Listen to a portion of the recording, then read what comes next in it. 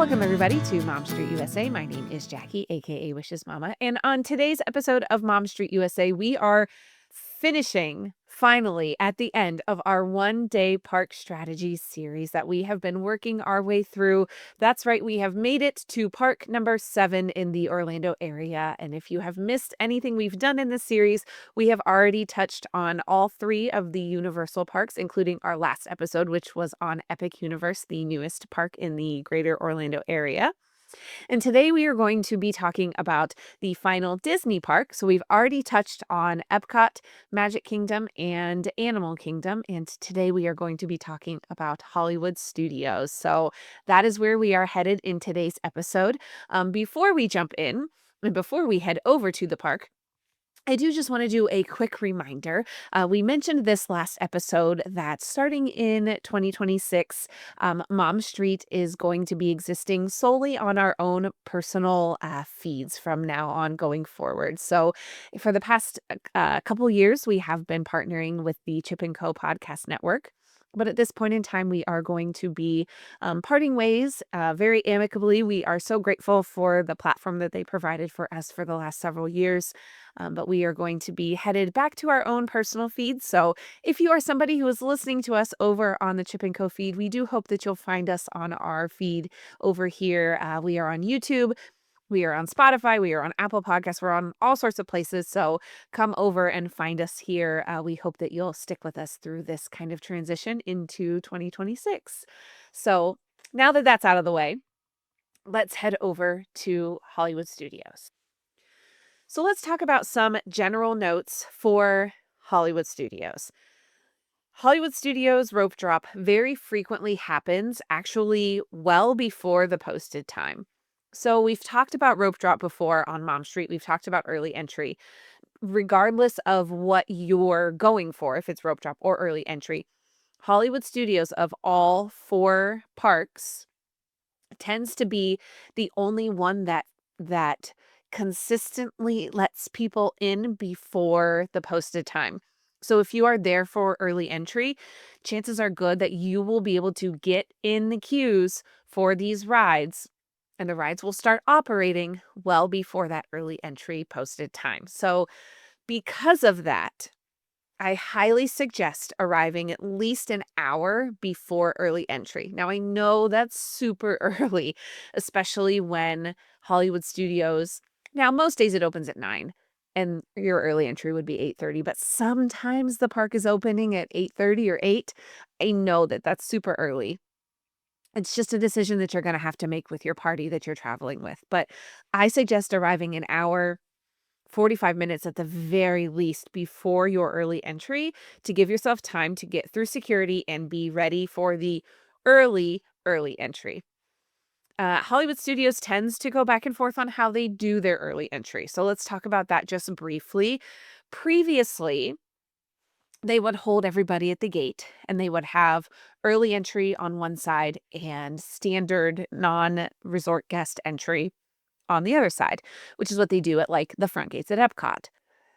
They recently have started more often doing more like what Magic Kingdom has started doing, where you will tap into the gate and then they will check you at different checkpoints throughout the park. And then you'll be able to actually like queue up for the queue of the ride that you want to get on. So for example, and we'll get into more specifics on where to go and an itinerary here in just a few minutes. But so for example, if you were someone who was doing early entry at Hollywood Studios and you wanted to ride Tower of Terror, as an example, even before the early entry time, you'll be able to tap in at the main gate. You'll be able to walk through the park, go down Sunset Boulevard. There will be a cast member that is waiting down that way to like scan you to make sure that you have early entry, and then you can queue up to get in the queue for Tower of Terror. So that's why I say that it's really important to get there early, because that does tend to happen earlier than at the other parks. There is on occasion where they are still holding people at the front gate. So it's hard to predict it's not consistent yet, let's put it that way, as far as which way they're doing it. Magic Kingdom is consistent. The way that they've been doing their rope drop for the most part has been very consistently the same for years and years and years, with a slight change recently with them being able to let you go to the queues of the rides that you're going to rather than holding you in that in that line kind of between by like the Tomorrowland Speedway.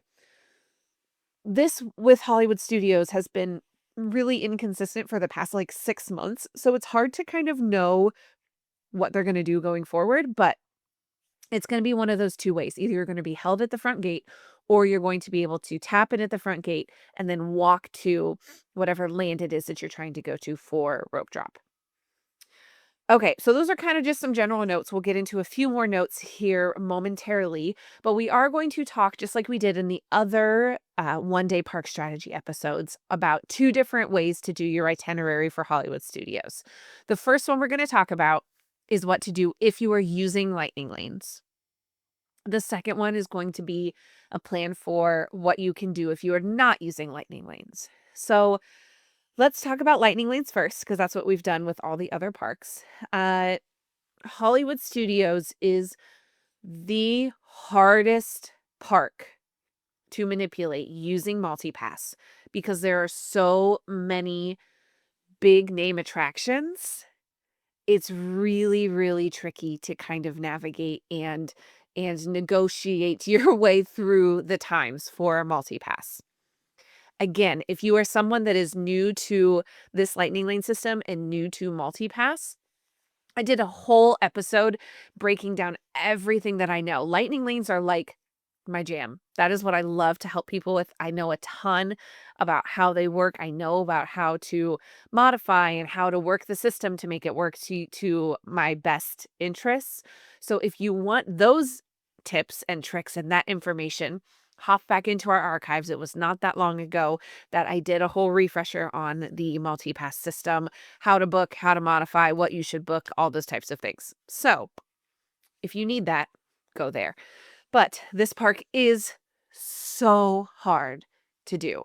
So I'm going to give you my best kind of strategy and attack for this.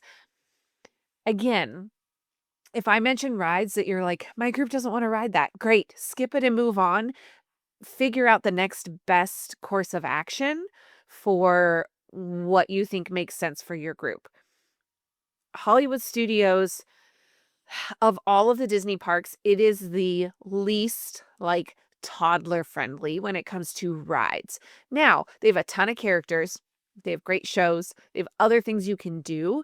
But as far as rides go, the majority of the rides at this park have a height requirement. So just be aware of that as you're like doing your initial planning for like which parks you're going to go to with your group, because this one is truly better for your older kids and like teens and tweens. If I had to kind of put a generalized statement on it. Now, again, there are other things to do with your littles, so don't let that completely deter you, but you definitely need to look into the height requirements here. So let's talk about lightning lanes. This park does have 2 tiers of lightning lanes. My suggestion for your pre-booking, again, you can pre-book 7 days out if you are a resort guest, 3 days out if you are a non-resort guest. Your window depends on check-in and if you're a resort guest, and your first park day if you are a non-resort guest. Again, all that information is in that lightning lane episode. But your tier 1, you are definitely going to want to book Slinky Dog. So Slinky Dog Dash is the hardest ride. Pretty much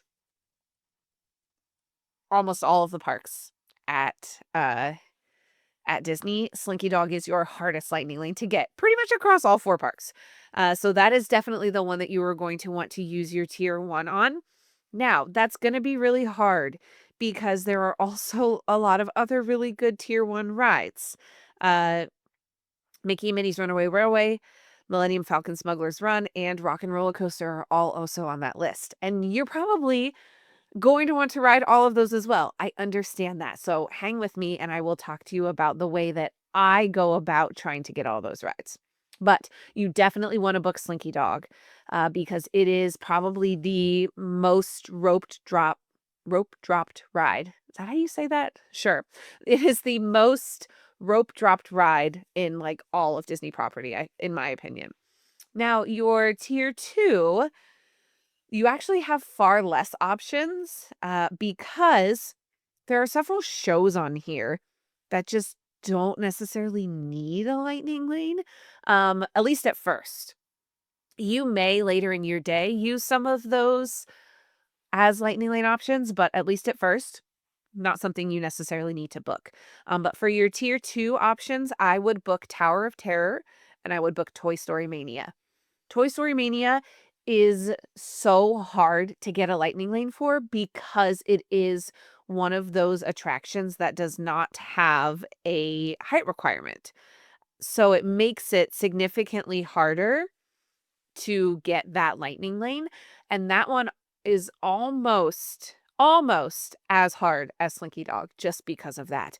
And it will get a high standby line because a lot of people will pivot there if they have people in their group that are going to Slinky Dog, and then they have people in their group who can't ride Slinky Dog.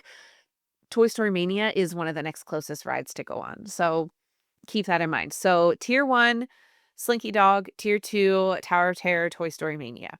Now, when you are booking for your pre-booking, I typically say that you want to wait like an hour into your park day to start booking your lightning lane times. Hollywood Studios is a little bit different just because there are so many rides that you're going to want and need to book. For example, somewhere at Magic Kingdom, you're able to do a ton standby in the morning. At Hollywood Studios, it's not as easy to do the majority of the rides on standby. So you really have to utilize your lightning lanes and use them to your full ability whenever you are at this park. So when you're pre-booking, grab Slinky Dog as early as you can. Grab Toy Story Mania as close to Slinky Dog as you can. And then Tower of Terror, you want to be ideally as early as you can by like 10 a.m. at the latest. Now, if you can't get Tower of Terror to be earlier or one of your other rides, let's say you, by some miracle, got Slinky Dog in the 10 o'clock hour. Amazing, brilliant. That is wonderful. Keep that. But you want one of those first 3 rides to be within that by that 10 o'clock hour. Because if it's much later, you're going to have a harder time getting those other big rides later in the day. So with Hollywood Studios, like I said, it's a little bit different. But if you are not able to, then you need to modify. Let me clarify. If you're not able to get one of those first 3 rides no later than 10 a.m., you're going to have to modify Tower of Terror to something else. Do not, I repeat, do not modify your Toy Story Mania time. It is so much harder to get that ride. So take your Tower of Terror, modify it for a different ride that you can get in that 10 a.m. time slot. So that way you'll be able to start using your lightning lanes earlier and then eventually be able to book a time for Tower of Terror. So that's kind of my suggestion with that. As far as single passes go, there is just one at this park, which is the Rise of the Resistance ride. Fabulous ride. Highly suggest. Make sure you grab that. And you'll hear me talk more about time frame with that here in a little bit. But that is likely going to be something that you do kind of middle of the day with Rise of the Resistance. So kind of a midday, maybe like a noon time-ish with that for pre-booking. Now, just a quick note about booking your lightning lanes as a whole. I didn't talk a ton about this, and I haven't really in the past, but this actually came up in my comment section on my personal page not that long ago. When you are booking your lightning lanes, on your day of eligibility, you will book for your entire trip. So any day that you have lightning lanes that you're going to be using, you will book them on that morning. That being said, I highly suggest, no matter what order you're visiting the parks, highly suggest doing your Hollywood Studios day first, even if it's at the end of your trip. Book your Hollywood Studios day first, and then after that, I really don't care what you do from there. But book your Hollywood Studios day first because you'll be fighting with less people to get those times for Hollywood Studios. Now, if you're able to manipulate your schedule a little bit and put Hollywood Studios towards the end of your trip, that will even be more in your favor for getting these times that I'm going to kind of talk about today. But because it is just so difficult, you definitely want to book that day first and then go back and grab Magic Kingdom, Epcot, Animal Kingdom from there. Let's talk just briefly about booking order before I get into the actual itinerary. And the reason I do this is because you may have to pivot from this itinerary depending on what you're able to get for the day. Hollywood Studios is so hard to predict that I really can't give you oh, this will happen, then this will happen, then this will happen, then you should do this. It's so hard, you guys. It is so hard. So I'm going to give you just a general booking order for the order in which I would book the rides there. And then you can take that and go from there. Now, I have been saying all along in this one day park strategy series, graphics are coming. So this information will be on a graphic by the end of 2025 on our Patreon account. So I am in the midst of working on those graphics. So be patient with me, but it will be there. But in case you're listening to this before, because this will be posted before the end of the year, this is your booking order for Hollywood Studios. So Slinky Dog is top priority, Tower of Terror, and then Toy Story Mania. Like I talked about, those are your big three that you want to book first. After that, I personally, this is the order that I kind of follow. So after your first three, Smuggler's Run, then Runaway Railway, then Rock and Roller Coaster, then Star Tours and Alien Swirling Saucers are at the bottom of that list. And then after that would be any of the shows that you might want to book for, including the new Little Mermaid show, which that one is a pretty good idea to book for because it's still a little bit inconsistent with loading cycles and how busy it gets from day to day. The other shows you don't ever need a lightning lane. It's just if you want to utilize one or not. But that's the order that I would book the rides in. Now, if there's something on that list that you're like, we don't want to ride it, great, skip it and move on, right? That's what we've said all along, that still applies here to Hollywood Studios. And again, that you have the ability to do a single pass for Rise of the Resistance. Just a quick note that there are a few single rider lines as well.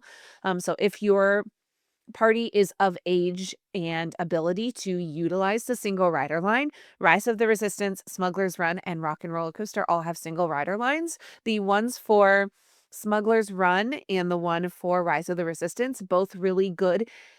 If on Rise of the Resistance, you've already done the entire experience once before.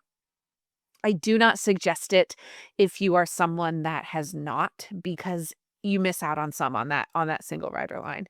The Rock and Roller Coaster one is very hit or miss, and we'll see what happens with it in the future as it shifts to become Muppets here in the next several months. But those are your single rider lines available as well.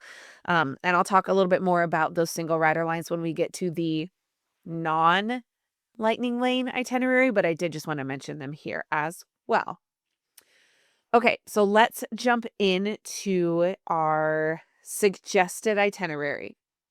Now, like I said, this is what I would do if I am trying to get as many rides as I possibly can, and I'm willing to take the time to sit and modify times on my phone, because that is the only way you're going to be able to get all of these rides in. You have to be willing to utilize your phone. Maybe a couple adults are just sitting there refreshing, trying to get better times as you are going through your day. But you have to be willing to do that, especially at Hollywood Studios. So let's talk about my suggestion. So like I said earlier, I book Slinky Dog Dash and Toy Story Mania as close together as possible. I book Slinky Dog first as early as I can, and then I take Toy Story Mania and I push it up as close to Slinky Dog as I can, and then try to book Tower of Terror in that 10 a.m. hour. So in a perfect world, if I'm able to do those things with my pre-booking, here's what I would do. I personally would rope drop Runaway Railway because it's one of my family's absolute favorite rides. So we would personally go there. Another great option would be to go to Rock and Roller Coaster as your rope drop. But ultimately, what I would suggest is something close-ish to the front of the park that your group knows you want to get on twice, because chances are good you're going to get on it with a lightning lane. So this would be your opportunity to get on it via standby. So that's why we always opt for Runaway Railway, because that's personally my favorite and my family's favorite. I do not necessarily recommend rope dropping Slinky Dog. Almost everybody rope drops Slinky Dog. That line gets to be an hour almost immediately.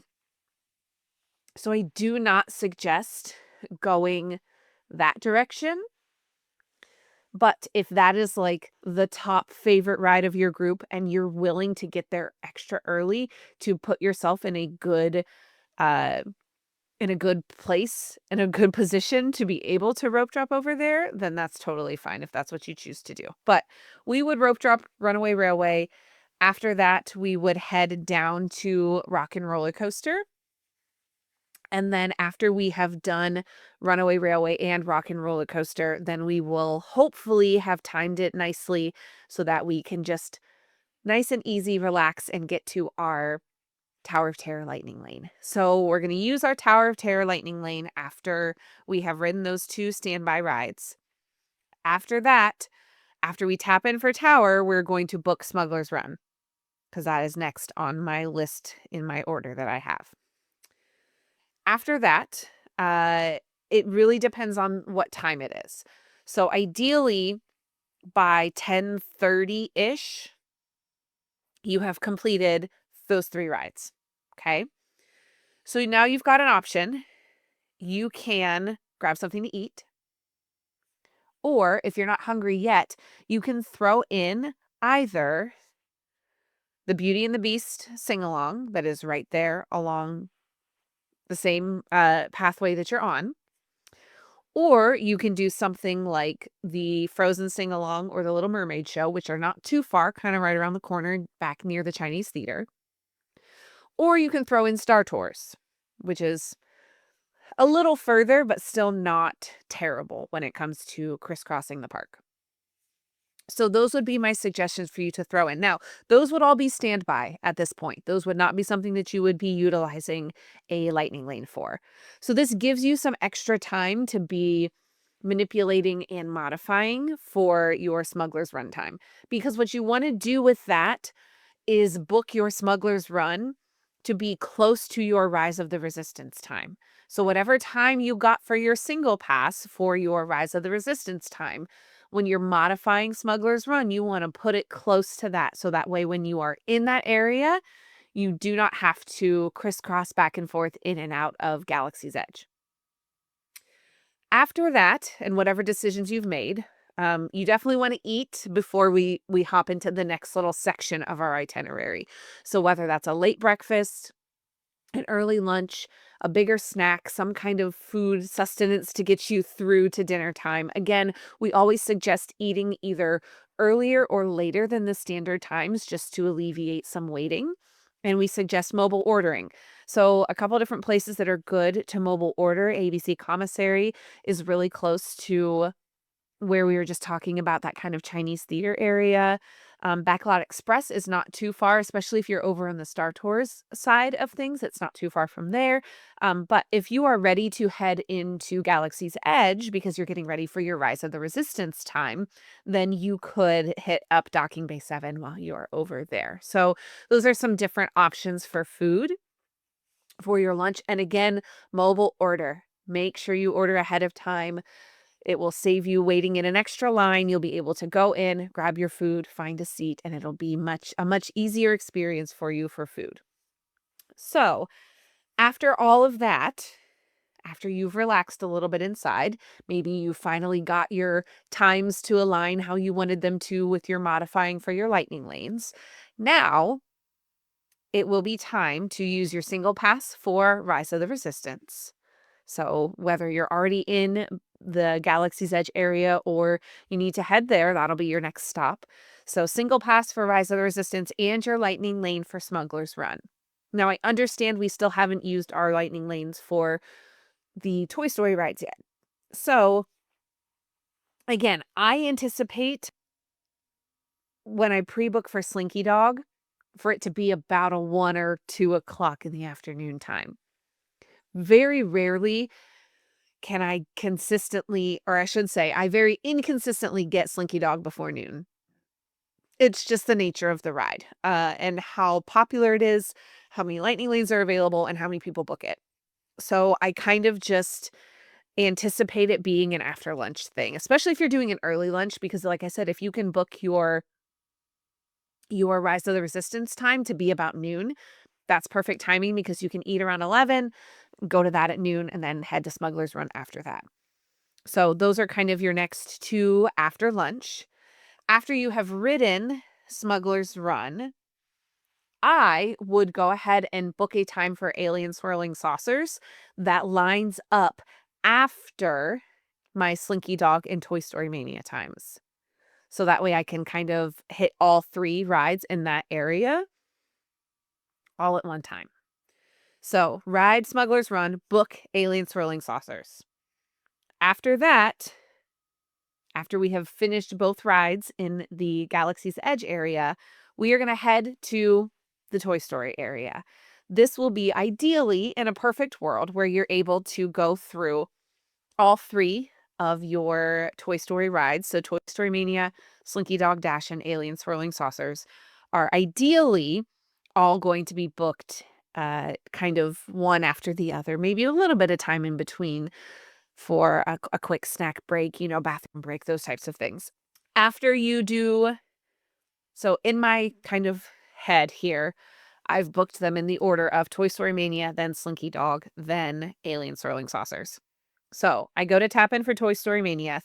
When I tap in for Toy Story Mania, if it's me, I'm booking I'm booking a time for another ride on Runaway Railway. Again, we rope dropped it because it's my family's favorite. So I'm booking another time to be able to get on it later in the day.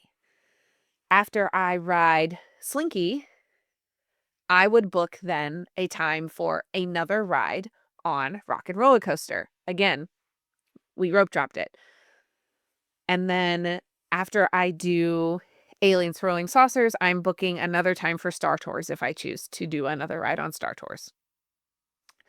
Those are all bonus, right? Because we've already ridden everything. So that's where it gets a little bit frustrating with Hollywood Studios is the list of rides is actually really short when you look at it all together. There are only 8 rides that need lightning lanes for.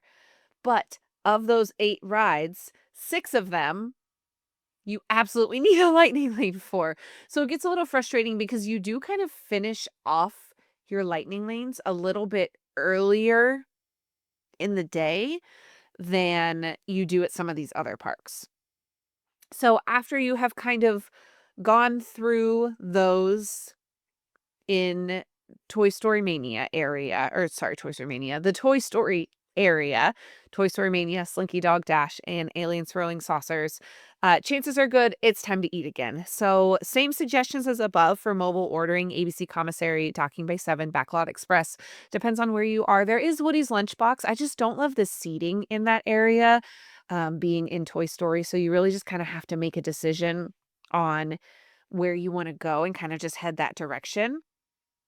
Now, there are several really fun sit-down restaurants in Hollywood Studios, and if you are someone that is using lightning lanes, you feel confident about using lightning lanes, and or you have maybe there are some rides on this list that you're like, no, we're not going to ride those, and you think you're going to have time.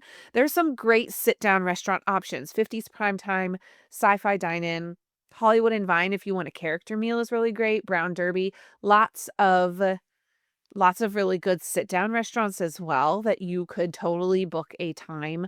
I would suggest booking, like, again, a 4 o'clock time or like a 6:30, 7 o'clock time to avoid the rush if you're able to. Earlier rather than later is typically better in my personal opinion, but that's just kind of what it is. So that will ideally finish out all of the lightning lanes that you need to book will be booked before dinner, or you'll still be kind of maybe tweaking a couple little things while you're enjoying your dinner, sitting down with your group. So after dinner, you are going to finish going to all of those lightning lanes that you booked again if you chose to. So that would be Runaway Railway, Rock and Roller Coaster, and Star Tours if you choose to do them again. Or if you're done, there are lots of other things after dinner that you could do at Hollywood Studios. We didn't talk about the shows. There are several shows that you can do. So we talked a little bit briefly about Little Mermaid and Frozen, but there are more shows that also exist inside of Hollywood Studios that you could go to. So there is the Beauty and the Beast sing along we talked about, the Frozen sing along, which is great. The new Little Mermaid show, super cute. The Villains show, I highly suggest hitting the Villains show. It is the newest show. It premiered the same time as the Little Mermaid. Little Mermaid is kind of a reimagining of the same show that they had there, where it's just kind of like a retelling of the movie. Now, if you've got kiddos that love Little Mermaid, it is a fabulous show to go to. The Villains show is phenomenal. The original music is great. The storyline is super fun. Really, really great show. So that one I highly suggest. There is a theater around the corner from the Frozen Theater that you can catch some of the Mickey Mouse cartoon shorts called Vacation Fun. There are tons of characters, Buzz and Woody, Mickey and Minnie, Olaf, tons of Pixar characters, Edna, Frozen, Mr. and Mrs. Incredible. You can meet Darth Vader over by Star Tours. They have roving characters in Galaxy's Edge. They have the Green Army Man drum corps in Toy Story Land where they like march up and down. Tons and tons and tons of characters over there as well. So again, I talked about it not being Hollywood Studios not being a great park for toddlers, but if you've got if your kiddos love these characters, it's fantastic. You could spend half of your day just meeting characters and have so much fun. So there's still a ton to do in your evening time. I will also say this about Hollywood Studios. It is such a great park in the evening. Hollywood Studios is not on the top of my list of favorite parks. I don't love the layout of it. I don't love the way that it's set up. There's a bunch of construction going on right now, which is what it is, and it will be great whenever that all finishes in the next, I don't know, 7 years. Um, but it's really kind of tricky to navigate the way that they have the pathways going right now. So because of that, it's not my favorite. But at night time, it is just something special to see. Hollywood Studios truly does thrive at nighttime. It is such a vibe. It is really just it's got tons of great ambiance and lighting and all that kind of stuff. So it is also just fun to kind of wander around the main front section of the park near the Chinese theater.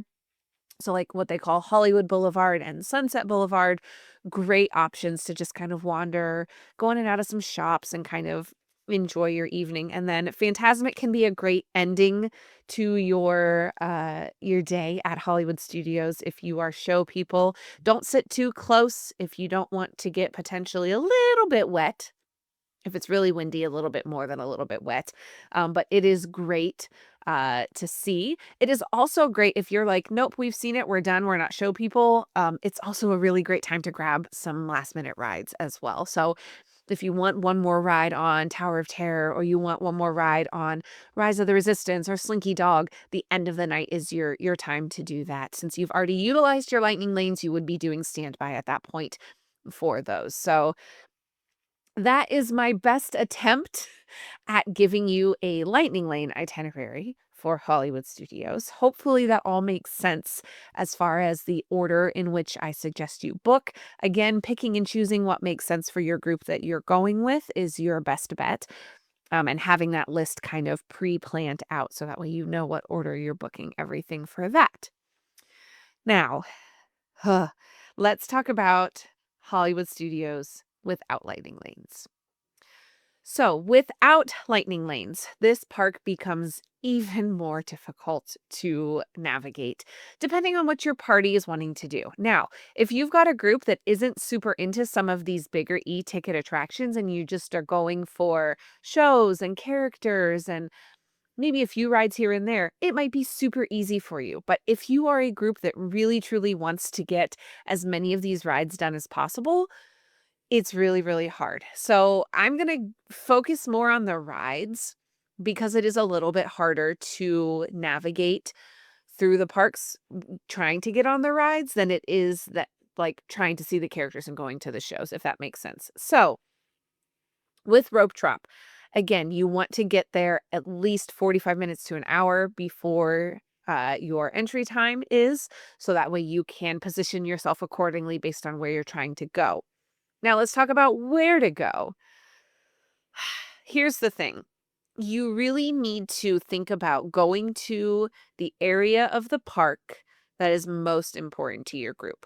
So there are kind of the way that I see it, there are kind of four different options for where you can go. So the first one, the most obvious one, the one that most people go to is the Toy Story area to get to Slinky Dog. So here's the thing. If Slinky Dog is your ride, if that's the one you guys want to do, you're not using lightning lanes, you really kind of have to either rope drop it or keep your fingers crossed that it's still running and nothing has gone down at the very end of your night and jump in line then. I don't know that you want to risk it if it's like your favorite ride, your kiddo's favorite ride. So rope dropping it is probably your best bet. After you do Slinky Dog, you want to just finish out Toy Story Land and then get out of there and not have to go back into that area for a good portion of the rest of the day. So Slinky Dog, Toy Story Mania, and if you choose to do Alien Swirling Saucers at that point, those would be your top three that you would go to, if that is your top selection. Second option, again, these are four different options, four different pathways that you can take. Choose your own adventure, if you will. If you don't want to do Toy Story, if you're like, nope, we're good, don't need to do those are not our top. Or like, oh, we'll try and hit them later, maybe, but they're not our top. A second option would be Galaxy's Edge and going all the way back to Batuu to hit Rise of the Resistance and Smuggler's Run. But here's the deal. This, in my opinion, is the least favorable route to take at Rope Drop because Rise of the Resistance frequently, almost consistently, has a delayed open or goes down very quickly after it opens in the morning. And if that happens, you have now wasted your time for Rope Drop because by the time you pivot and go to a different ride, chances are good the line is going to be even longer. So I understand the appeal of going to Rise of the Resistance. I don't think it's the best option for early entry. What I would do if I was trying to do Rise of the Resistance, couple options. One, we talked about it does have a single rider line. Again, I wouldn't do it single rider if you haven't ridden it at all yet because you do miss a lot of the storytelling elements of it. You miss some of the pre-shows and some of the other things that happen on that ride. So I wouldn't do that if you haven't ridden it yet. But if you have and you just want to be able to experience the ride part, then single rider is for you. Now, spoiler alert, if you haven't ridden Rise of the Resistance and you don't want to be spoiled, plug your ears for about, 10 seconds. Spoiler alert. When you take the single rider line, it will put you in the Stormtrooper room.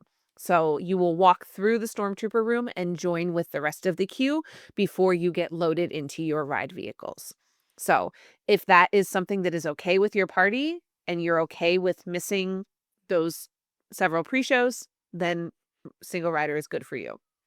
Okay, end of the spoiler. You may now rejoin.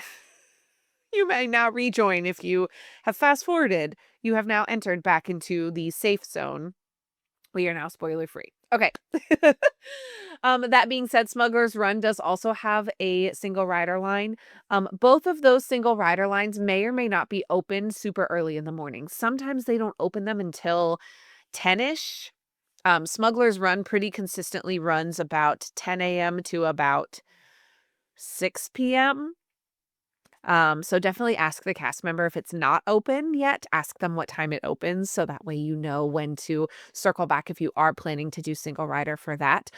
For Smuggler's Run, single rider, you don't it's not as big of a deal because it's the beginning of the ride is not as involved as it is on Rise of the Resistance, so you're not missing as much if you do the single rider line for Smuggler's Run, other than some neat queue elements, but you win some, you lose some, right? That is what it is at that point in time. So that is option number 2. So we talked about Toy Story, we talked about Galaxy's Edge.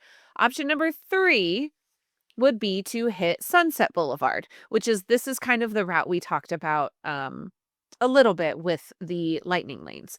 But if you are someone that like Rock and Roller Coaster and Tower of Terror are your jam, then you're going to want to head to Sunset Boulevard, play eeny, meeny, miny, mo, as far as which one you want to get in line for first, and then jump in line. And then hopefully, if you have positioned yourself accordingly, you got there early, like I suggested, you should be able to hit both of those rides no problem in the morning. I would suggest doing Rock and Roller Coaster first and then going to Tower of Terror if you're kind of like, I love them both equally, or like, I don't really have a preference one over the other, but I want to do both of those. I would do Rock and Roller Coaster first and then do Tower of Terror. Tower of Terror tends to have some more dips in wait times in the afternoons and evenings where Rock and Roller Coaster isn't as consistent with that. So I would hit Rock and Roller Coaster first and then hopefully hit Tower of Terror with less than a 30-minute wait at that point in time in the morning. So that's option number 3. That one's pretty straightforward and easy to explain. Option number 4 would be the Hollywood Boulevard area, which would send you to Mickey Minnie's Runaway Railway first, which is what we talked about rope dropping with your Lightning Lane itinerary. That one in the morning gets a decent line, but it's not super crazy, which is part of the reason why I like to rope drop it because it's pretty quick to get in and on. And then once you finish that, you could head over towards Star Tours, which would be kind of your secondary ride in that area. Or you can start looking at showtimes for some of the different shows that are in that area. Little Mermaid runs on a continuous show loop, so they don't have set times. Whereas the Frozen sing along, which is your next closest one to the Chinese theater, they do have set show times. It's like every hour on the half hour or so, I think. So that is something that I would consider as well after you have hit those rides. So for rope drop, whichever of those 4 areas is most important to you, that's where I would suggest you go ahead and head at that point in time. So ideally, your morning is spent doing one of those 4 areas. Hopefully, you're able to get on 2 rides in the morning, maybe more if you're really lucky or it's a really slow morning by happenstance. But you definitely want to have that priority list ready to go. So you want to make sure you know, okay, I'm going to rope drop this area. These are my top rides in that area. Okay, my second area of interest is this area. You want to have that priority list kind of ironed out because you want to know exactly where you're going to be able to pivot to if something is down. So we talked about Rise of the Resistance frequently going down. Let's say you go to it later in the morning, but it goes down. Okay, you need to know where to pivot. Where is the next closest place that you can go? So you definitely want to have that list ready to go. But ideally, you are going to want to get at least one, if not more, of those areas knocked out before lunchtime. So then when you get to lunchtime, when you're hungry, again, eat before you're hungry, eat around the uh, common food times.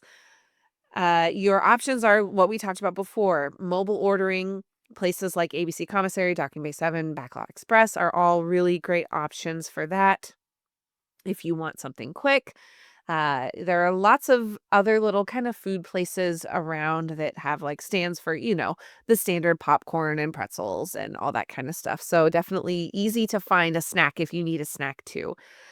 So after lunch, after you have enjoyed and filled your bellies, your next course of action really depends on where you rope dropped and what you got done in the morning. So, most of your afternoon is going to be spent checking the wait times on your app, which sounds very familiar because we've talked about that before with our non-lightning lane, non-express options that we've talked about at all of these different theme parks. So, um, my best course of action is just to suggest that you work your way down through your priority list.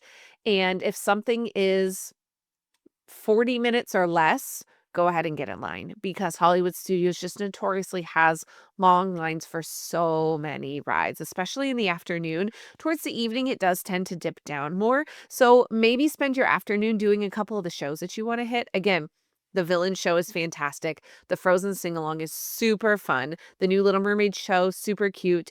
There's the Beauty and the Beast show. We hadn't talked much about the Indiana Jones epic stunt spectacular, but that is at Hollywood Studios as well, if that's something that interests you. So maybe your afternoon time is spent going to a few shows to kind of wait and hope and see if those wait times do drop down closer to dinner. I will just give you kind of a generic, typical wait times list. So something that I thought might be helpful because it is so hard to predict what you should do without lightning lanes, without knowing like specifics of your party and what is important to you and what you want to go on and all of that. But your typical wait times at Hollywood Studios from highest to lowest tends to be Rise of the Resistance, then Slinky Dog, then Smuggler's Run, Tower of Terror, Toy Story Mania, Runaway Railway, Rock and Roller Coaster, then Alien Swirling Saucers, and Star Tours. So those ones that are closer to the top of that list, if you hit like a 40-minute wait, definitely get on those. The ones that are lower, Alien Swirling Saucers, Star Tours, I wouldn't wait longer than maybe 15, 20 for those. And you just have to keep an eye on that app. You have to know where you are in the park and you have to know the quickest route to get there, right? So you really have to familiarize yourself with Hollywood Studios because it is just trickier to navigate. If you're back in Galaxy's Edge and you see that Rock and Roller Coaster dropped to a 15-minute wait, that's a really far distance to navigate. So just kind of plan accordingly. Maybe group things by proximity. I talked about the different areas earlier and kind of paired those rides together based on what is in each area. So maybe you prioritize the areas rather than specific rides because that's easier for you to kind of figure out geographically. That's not a terrible idea. So just some different ideas on what you can do with that. This park is so easy to backtrack and cross the park time and time and time again, several times back and forth, back and forth. So really just try your best, like I said, to finish an area before you move on to the next. So your top two rides may be Rise of the Resistance and Slinky Dog. Well, pick one and finish that whole area before you go on to the next one. So if it's Slinky Dog and you also want to do Toy Story Mania, do those two first as a pair before you head out into Galaxy's Edge. So that's kind of my best course of attack when it comes to Hollywood Studios because it is just so tricky. So ideally, you'll be able to hit quite a few things in the afternoon. Again, I already talked about food and dinner options. If you want to do a sit down because you anticipate you're going to be exhausted after all that running back and forth, that's totally fine if that's what you choose to do. Um, because after dinner, you're basically doing that cleanup time. You're finishing up any rides you haven't done. You are planning accordingly for the evening show if you want to do Fantasmic or not. You are planning for shopping time, vibe time, all of that in the evening after your dinner break. So it really just depends on what you can get done early, but I would front load your day as much as you possibly can to get as many rides done because that middle of the afternoon block, those rides do all tend to have a pretty long wait. And then once you hit about 5 o'clock-ish on, now this doesn't necessarily apply to super busy weeks, but on most weeks you will see a dip in times when it comes to waits at Hollywood Studios. That doesn't always apply to things like Slinky Dog and Rise of the Resistance, though, unfortunately, those are pretty consistently 90 to 120 for the majority of days, unless you get really lucky. So, again, after dinner is that cleanup time and your time to decide what you want to do. And hopefully that is a helpful approach to doing Hollywood Studios without lightning lanes. Like I said, it is such a tricky park to navigate. It really is hard to decide what to do and when to do it because there are so many great rides there.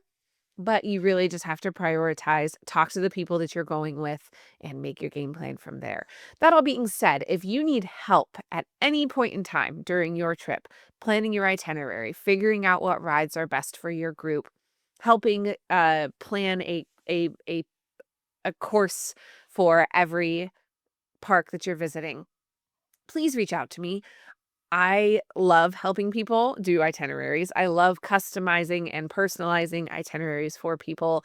It is something that brings me great joy and it makes their lives easier. So you can always find me, momstreetusa@gmail.com, if you have questions and need help with those types of things. I am more than happy to help.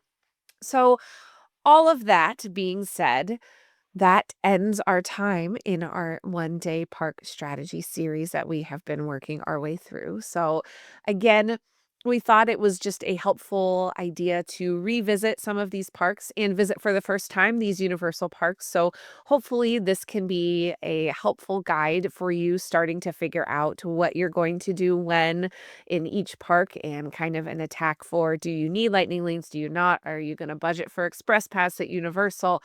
All of those questions that you have when you're starting to plan a trip can definitely be overwhelming. Again, we are here to help. So if there's something that you feel like we didn't talk about enough or you want more information on, again, reach out to us. You can use that email address or you can find us on several social media platforms at Mom Street USA. We also have our newest form of communication with our lovely community, which is our Patreon account. So we are Mom Street USA over on Patreon as well, if that is a way you'd like to connect with us over there. There is some exclusive content that happens over there, and that is where these one-day park strategy graphic guides will be posted once we get them kind of finalized and ironed out. I'm trying my best to make it make sense visually so that way everything that we explained verbally, when you look at it, you can go, oh yeah, that's exactly what they said. That's the goal, right? So I'm trying to just kind of visually figure out how to make that all make sense and make it work for everybody, to give you guys what you need. So those will be up, like I said, by the end of the year. I am working on those as we speak, not in the immediate, you know what I mean.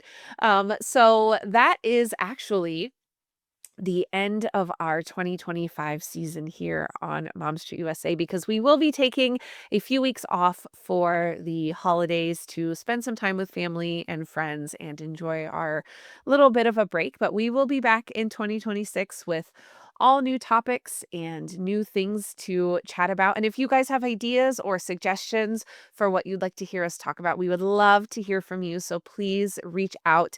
Send us your ideas if you're like, "Oh, I want to do this and I need more information on it, or I'm trying to find this, I can't find it." Please send that to us. We would love to help you guys out with your upcoming trips. But again, all of that being said, thank you guys so much for being here. Thank you for all your support. Thank you for those of you who have been with us for years. Thank you to the new people who have found us and hit that follow. We appreciate all of you. We love that you are here. I hope you all have a wonderful holiday season, and we will see you in 2026 for the next episode of Mom Street USA. Bye, everyone.